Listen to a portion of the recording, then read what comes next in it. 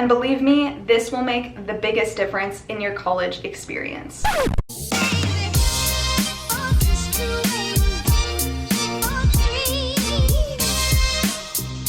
Hey guys, welcome back to my channel, the best place to build your tech career and have fun along the way. I'm Liz, and today I'm super excited because in today's video, I will be talking about 5 things I don't regret doing in college. So if you're new here, I'm Liz. I graduated in May 2020 as a double major in computer science and math, and now I am a graduate student working toward a PhD in computer science. I did some series of videos on my channel about my regrets. So I have my college regrets, I also have math major regrets, computer science major regrets, and then of course double major regrets. And I thought, wait, there's some advice that I'm missing in these videos because there are some things that I did right. So I thought I would share the top 5 things that I did right in college. So if you are curious and you want to get the most out of your college experience, just keep watching.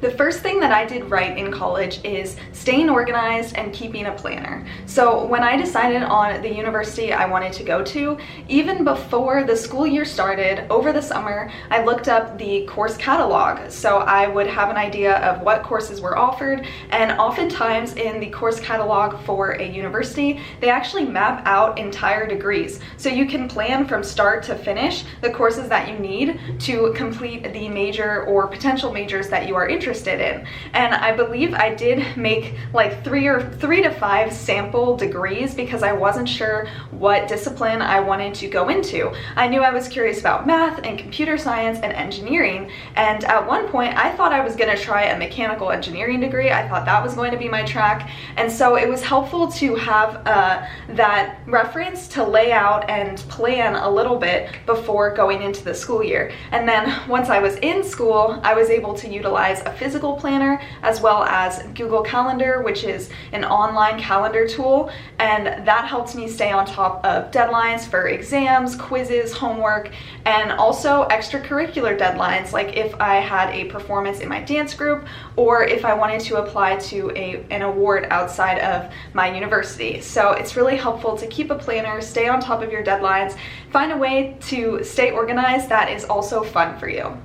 The next thing that I did right in college is getting an internship before my senior year of college. So I believe freshman and sophomore year, I wasn't super concerned about getting a job after college, but when it came time to junior year, I knew that for my summer before senior year, it would be critical that I got an internship. That way, hopefully, if I did well in that internship, I would get a full-time offer, so that way I would have something secured before graduation. So it's really helpful to kind of plan ahead and think about your security after school. So whether you are paying for your own degree or you're taking out loans or your parents are paying for your degree, as you get older, you want to be able to have financial stability, so that way you're not stressing yourself out all the time, and that way you can live your life to the fullest. So it's helpful to try to get an internship before you're done with school. That way, when you have that experience, then you can know, okay, is this the career path that I want? Is this a job that I like? Should I switch?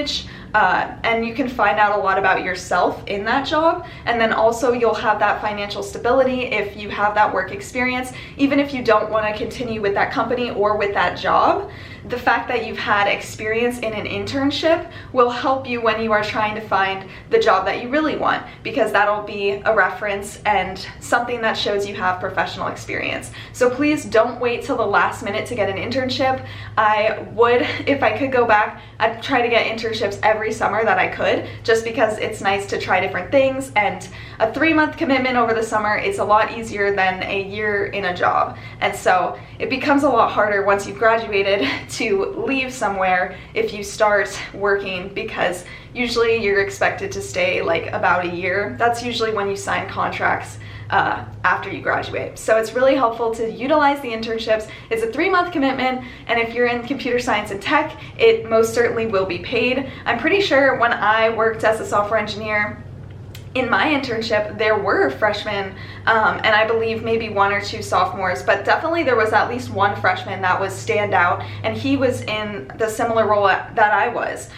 So you never know what's out there, and keep your options open. I will say something that really helped me was going to the career counselor. So this is kind of an extension of getting an internship. There might be a specific career counselor for your department or your school. Like if you're in the engineering school, there should be career counselors just for engineering. If you're in business career counselors. So utilize those resources. For me, I at first went to the general career counseling area, and I wasn't getting enough resources and help that I wanted. So then I found the engineering school career development center, and they helped me so much. I had a great professional career counselor who gave me tips on my resume, and she helped me prepare for job applications and technical interviews, career fairs, and I just did a video on virtual career fairs, and I made a cute little short video on it too, so be sure to check that out. So I found that when I went to my career counselor, she was able to organize a lot of my ideas and my passions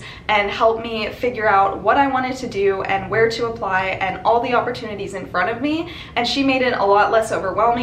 They can work with you to strategize, so they can go step by step so that you know exactly what you need to do to get your dream job. And I know it sounds like I'm rambling on about it, but even if you don't want to work after college, you can utilize the career counselor. So I wanted to try for graduate school. So I went to my career counselor. She told me I needed to take the GRE. She told me the different programs that existed around the country. She told me which requirements, how many letters of recommendation. She made a spreadsheet that tracked my submissions for everything, like you need to send your transcripts and all of the different parts that go into applications. So if you're someone who's thinking about going to law school or medical school, dental school, graduate school, whatever it is, the career counselor can still help you there.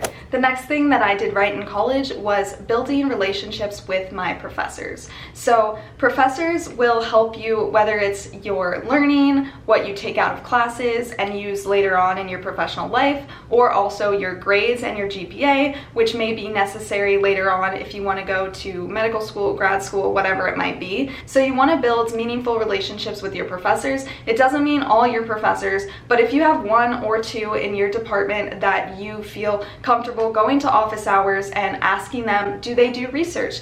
Do they have extra help or resources? You could just ask them about their life experiences and get tips from them, and then they'll start to notice you and like you, and then potentially recommend you for research. And research can be paid. If you don't want to do research, they may have a grading position available. So usually if you've already taken the course and you did well in it, a professor could ask you hey, would you want to grade for my class? And that way you're just grading papers that you've basically already done because you've already done the course. It's an easy way to make money. But yeah, so you want to build relationships with your professors, because in college they are the ones that kind of determine if you can continue and finish your degree. So you want to be able to do well in your classes, potentially do research and get published, and then later at the end of college they may help you with letters of recommendation, and those could be for if you want to apply for awards, scholarships, if you want to go to grad school or any of those other specialty schools. You're going to need letters of recommendation.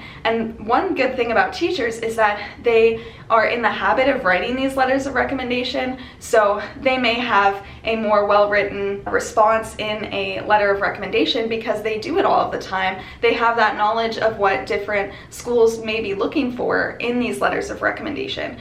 So it's really awesome to try your best to get close to 1 or 2 professors, because it can make a huge difference. And one last thing that I'll add is that sometimes within a department or within a smaller school, so you have your big university, but you have the College of Arts and Sciences, you have the College of Engineering. So within those colleges, they may have specialty scholarships. And a lot of times, so when you apply to college, you may not know about them, but in your freshman or sophomore year, depending on how well you're doing with your GPA, a professor may recommend you for one of those smaller scholarships. So again, it's helpful to try your best in your classes and make good relationships with your professors, because you don't know how many ways they will help you out.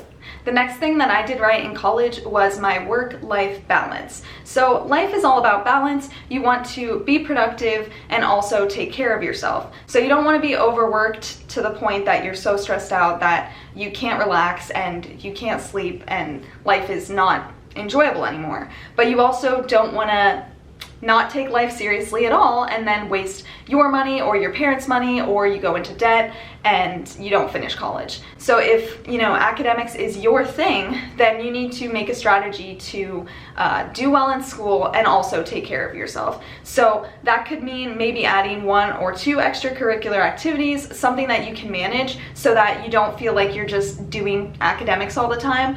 But again, like, this is within your own passions. So some people might want to join clubs that are academically driven, and then some people may want clubs that are more athletic driven. There's so many different options, and I'm thankful that this year it does seem like there may be more activities possible. So be sure to try to get involved in clubs at your school. Usually they send out an email about that sort of thing. I do have a video on clubs that I recommend that you can join right now in college, whether you're computer science or not.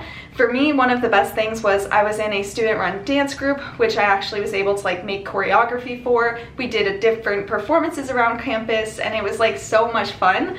And I don't know if I'll find that same thing this year in graduate school, but I'm happy that at the time I could do that. And then I know that same dance group, even last year when everything was online, they were still doing virtual classes. So, put up your phone or your computer and follow along. So even if things aren't quite the same, you can still find opportunities to create that work-life balance, and make sure to take care of yourself. If you do feel overwhelmed or stressed, remember that your professors, they're usually understanding and on your side. So feel free to email them if something comes up that's actually really crazy and making you feel stressed. You can always write them an email. If you do it ahead of time, before something is due, they're a lot more understanding than if, it's 10 minutes before the deadline. So be sure to communicate with your professors, take your self-care seriously, your mental health, your physical health, and all of that will come from the work-life balance.